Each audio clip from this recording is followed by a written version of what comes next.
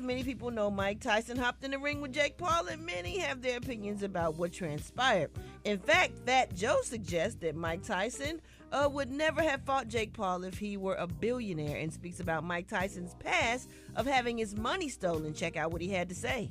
Everybody loves Iron Mike Tyson, but he's had a past, and they stole all his money, guys. Do we think if he was a billionaire and he had crazy money, he would be fighting somebody at 58? No. The moment you have to learn from the Mike Tyson fight is, throughout his life, he's had so many people who have had their hand out, that have been in his pocket. Every time we see Mike Tyson, he had 20 guys. They all need 50,000, 100,000. The gem of the night was Iron Mike Tyson finally walked in the ring by himself. He's finally getting all his money. I agree. I like it. I'm happy for him, too. Yeah, I'm happy for him, too. Well deserved. Yeah, absolutely. Well deserved. Absolutely.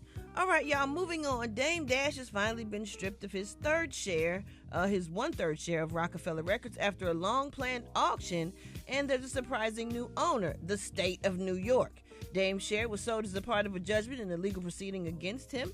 At last week's auction, the New York Post reported that the winning bid of $1 million was placed by an anonymous state government employee.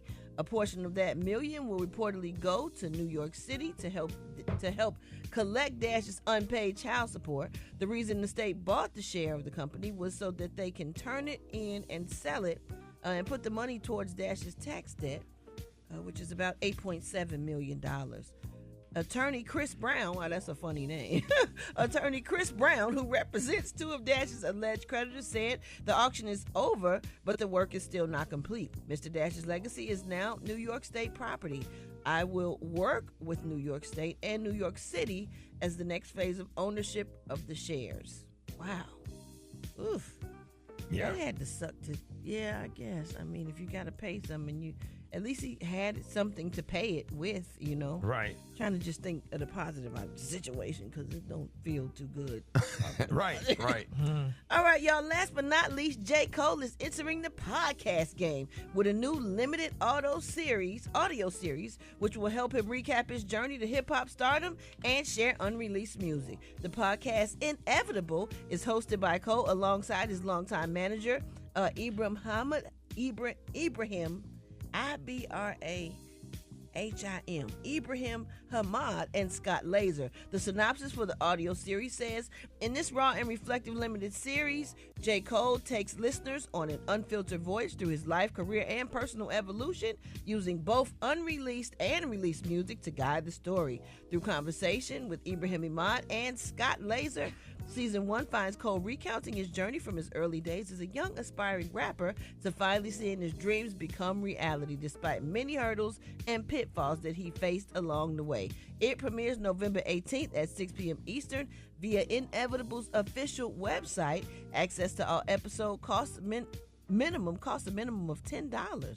I've never heard Inevitable, a website called Inevitable, but I guess if you really want to see or hear J. Cole's thing that he got going on, it's like $10. It's a minimum of $10.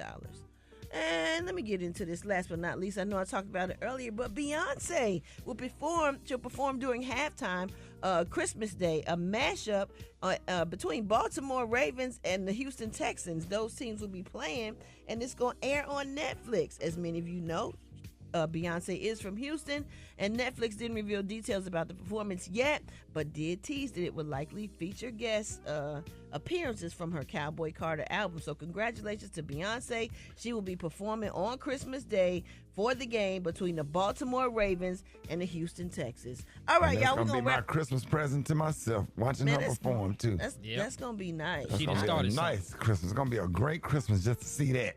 Yep. I love Beyonce. Yeah, we all And I don't care if it's a man law violation. I'm in the beehive.